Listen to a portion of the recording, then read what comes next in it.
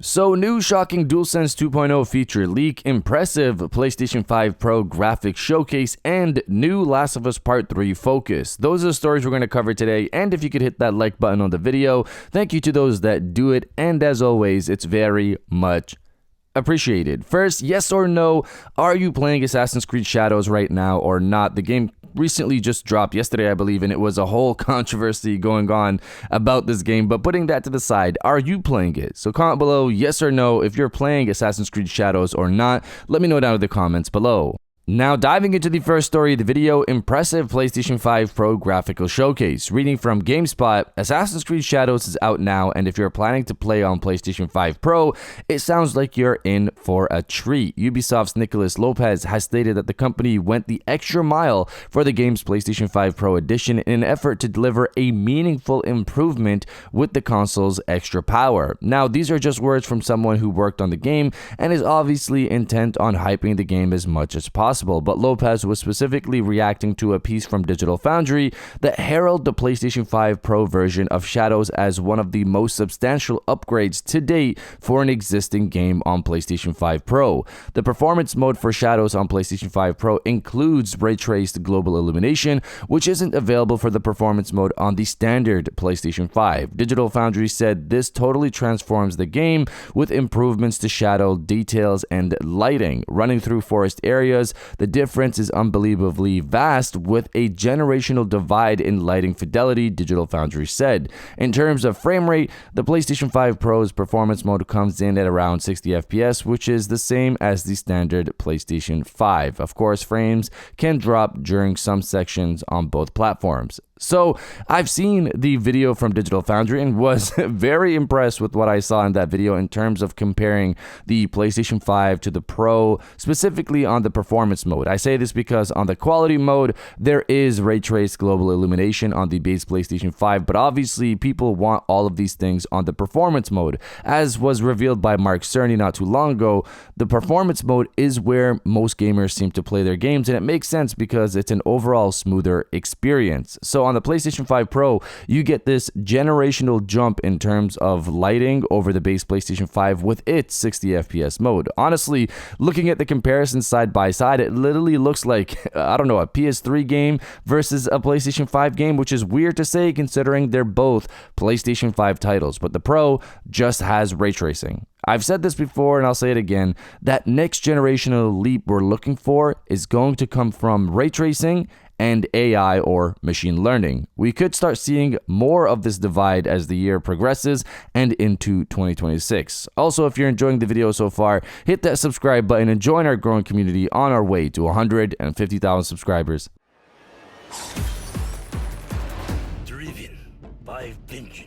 Now, diving into the second story of the video, Last of Us Part 3 focus. Reading from Video Gamer, Neil Druckmann has previously suggested that The Last of Us Part 3 might not happen. However, often reliable insider Daniel Richtman claims otherwise. Recently, the insider has claimed that the sequel is in development at Naughty Dog. He said he knows for a fact that the studio has already cast actors for roles and that certain scenes have been filmed. Now, the insider has elaborated on the casting announcement by revealing details about several new characters in a post on Patreon. Per Comic Basics, Rickman claims that the game features a new group of scavengers occupying a Victorian house on the edge of a ruined city. Similar to everyone else, they are all struggling to survive, and the rumored new characters are as follows. Val, she's the leader of the group. Ezra, he wants to usurp Val. Mason, former soldier, he must choose between protecting the house or staying loyal to Ezra. Lucas, friendly at first but shows a dark side after becoming closer to another scavenger.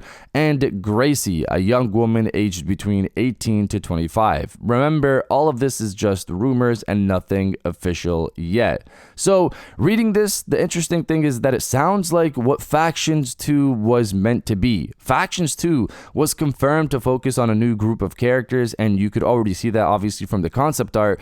Also, remember, Neil said that The Last of Us Online was meant to have its own cinematic story that was fused with online play.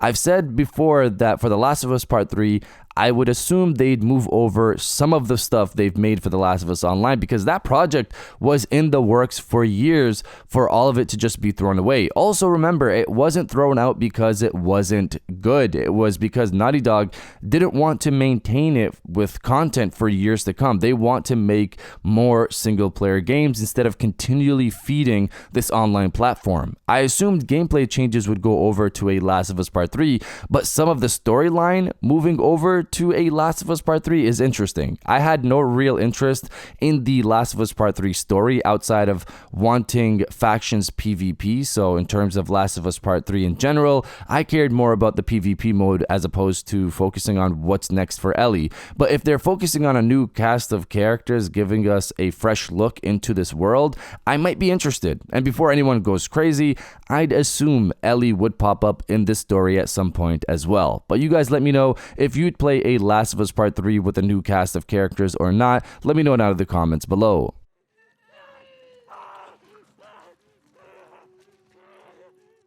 And now diving into the final story of the video, shocking Dualsense 2.0 feature leak. Reading from PlayStation Lifestyle, Sony Interactive Entertainment has filed a patent for a new PlayStation controller charging technology, which could drastically change how players charge their accessories. The patent is for solar-powered controllers that would feature full photovoltaic elements, eliminating the need for an external power source. As spotted by Tech for Gamers, the patent was published earlier this month, but Sony has been working on the tech since at least 2023.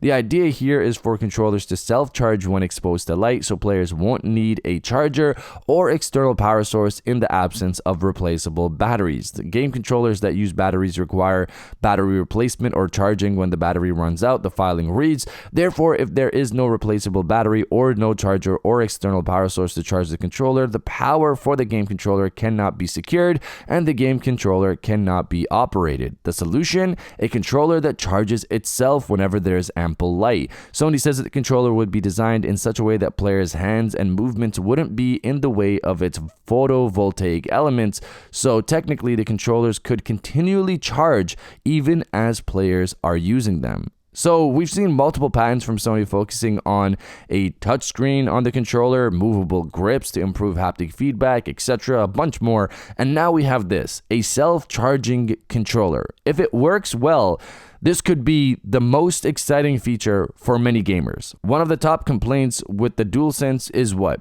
The battery. I personally haven't had as much of an issue with the battery on the DualSense, but it's something you see people saying often. So now imagine if you have a controller that you never need to charge. This would revolutionize the industry. Again, if this works well, if this actually works properly. The next DualSense controller for the PlayStation 6 is most likely going to be something impressive if some of these patented features make their way into it, alongside already the existing DualSense features with haptics, triggers, etc.